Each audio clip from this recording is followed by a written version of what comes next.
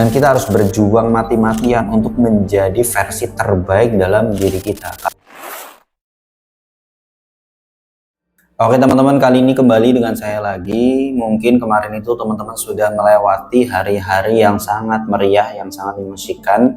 Tepatnya karena ada perayaan 17 Agustus. Mungkin di antara kalian sudah ada yang mengikuti lomba-lomba yang sangat meriah dan sangat seru itu. Dan mungkin masih ada yang sedang menjalani lomba-lomba tersebut.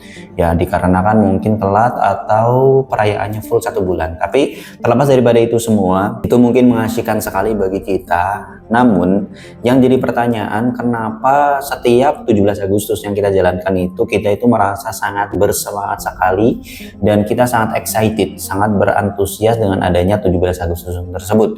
Meskipun hanya sekedar lomba-lomba, mungkin hadiahnya nggak seberapa dan juga warganya juga nggak seberapa, budgetnya juga nggak seberapa.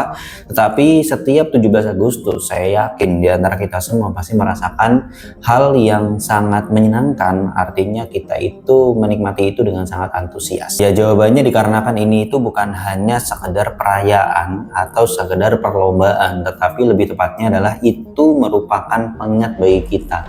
Pengingat bahwa dulu para pahlawan, para pendahulu kita, mereka itu berjuang mati-matian secara fisik, mengeluarkan keringat, darah, nanah, berperang melawan penjajah untuk satu kata, yaitu kemerdekaan, artinya kebebasan bagi negara kita tercinta.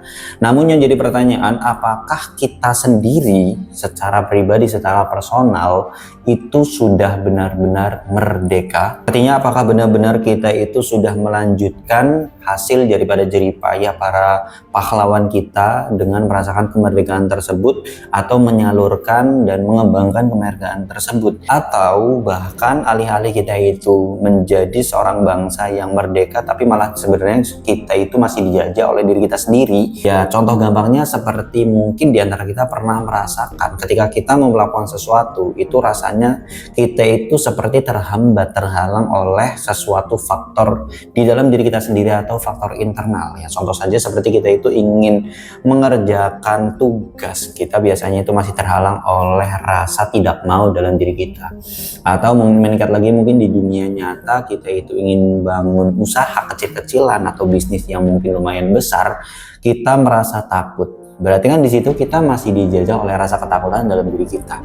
Atau ketika kita mau membuat konten, nah seperti ini contohnya, kita mau buat konten entah itu edukasi atau sesuatu yang sifatnya itu hiburan seperti vlog, atau kita itu ingin mereview makanan. Terkadang di antara kita itu masih takut untuk dihakimi. Di situ kan menandakan bahwa kita itu sebenarnya masih dijajah sama pikiran kita sendiri. Teman-teman yang perlu kita ketahui bahwa untuk sekarang itu kita bisa katakan bahwa musuh kita itu bukan musuh secara fisik. Artinya kita tidak sama seperti pahlawan terdahulu yang mereka itu berperang secara fisik, mereka itu menggunakan senjata, mereka menggunakan perangkat apa yang ada, entah itu bambu runcing, entah itu senjata bom dan yang lain sebagainya. Untuk sekarang kita mungkin lawannya bukan itu. Untuk sekarang juga kita perangkatnya bukan itu. Tetapi apa yang harus kita lawan sekarang ini adalah pikiran kita sendiri.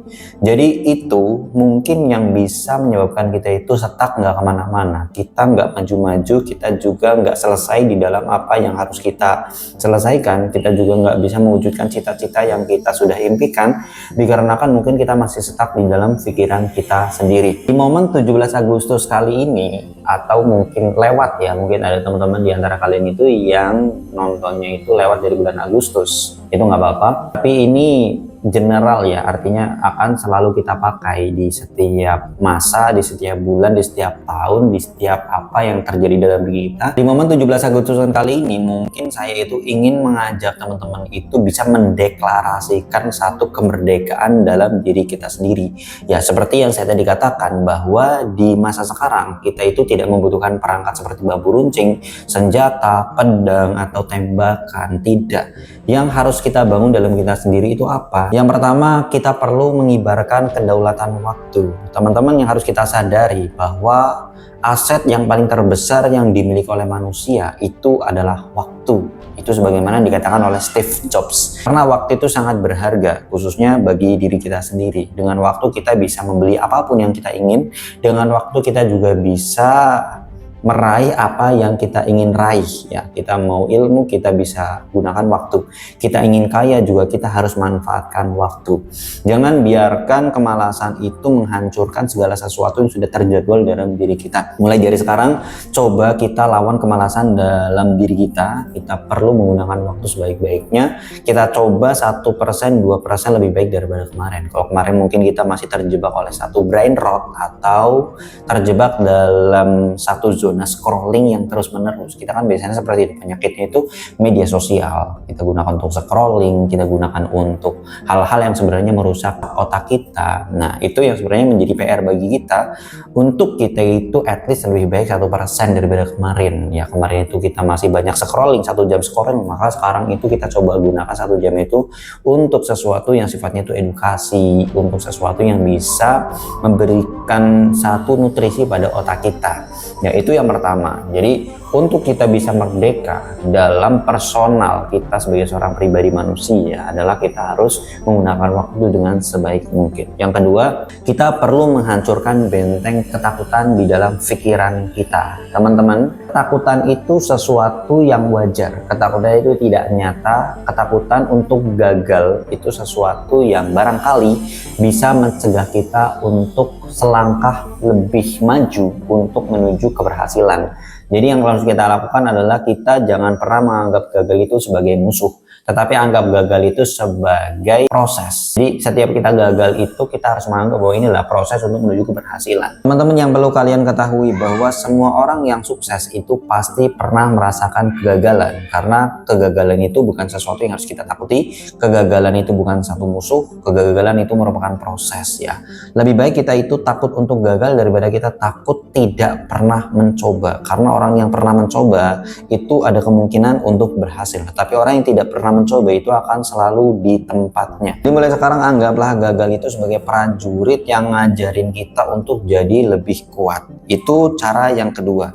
Cara yang ketiga, berjuang untuk menjadi pahlawan bagi diri kita sendiri.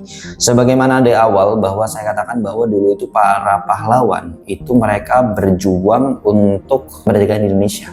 Nah, sekarang saatnya kita itu untuk berjuang demi kemerdekaan diri kita sendiri. Kita harus berjuang untuk mewujudkan impian kita. Kita perlu berjuang untuk menjadi seseorang yang berprestasi, bervalue, dan seseorang yang memiliki harga diri dan integritas. Dan kita harus berjuang mati-matian untuk menjadi versi terbaik dalam diri kita. Karena setiap langkah menuju perjuangan yang kita lakukan itu merupakan kemenangan. Maka lewat daripada 17 Agustus kemarin, kita sebenarnya bukan hanya harus mengibarkan bendera kemerdekaan Indonesia, tetapi kita juga harus mampu berkomitmen untuk meraih kemerdekaan diri kita sendiri. Yang terakhir yang perlu kita ketahui bahwa kemerdekaan itu bukan hanya milik bangsa, tetapi milik kita pribadi. Stay real, stay mindful.